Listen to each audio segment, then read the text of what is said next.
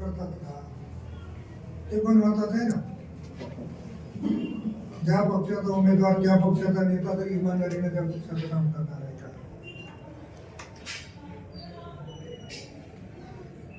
हे पण सगळे गोष्टी अवलंबून आहे. त्याच्यामुळे आज सांगणं कठीण आहे. थोड्या दिवसात जसा जसा रंग भरल, आता नगराध्यक्षाचं अगोदर झालं, काल वार्डाचं झालं, वार्डाच्या इच्छुकाची चर्चा तुमच्याच कानामध्ये असते आमच्यापेक्षा, तुमच्याकडे रिपोर्ट येतात आणि मग त्याच्यावर अवलंबून आहे. जिल्हा स्तरावर राष्ट्रवादी काँग्रेस, अजितदादाचा पक्ष आणि एकनाथ शिंदेची सेना ही थोडीशी जास्त जवळीक आज वेळेला दिसते, परंतु भाजपबरोबर तेवढं नाही, राजकीय सूट जुळले नाहीत आणि त्याच्यामुळं या नगरपालिकेमध्ये शिंदे सेनेला सोबत घेऊन आपण जर समजा भाजपबरोबर युती नाही झाली तर शिंदे सेनेबरोबर सोबत घेणार कोण आहे? हे पहा, मी त्यांना पण विनंती करू शकतो की आपण दोघं मिळून लढू.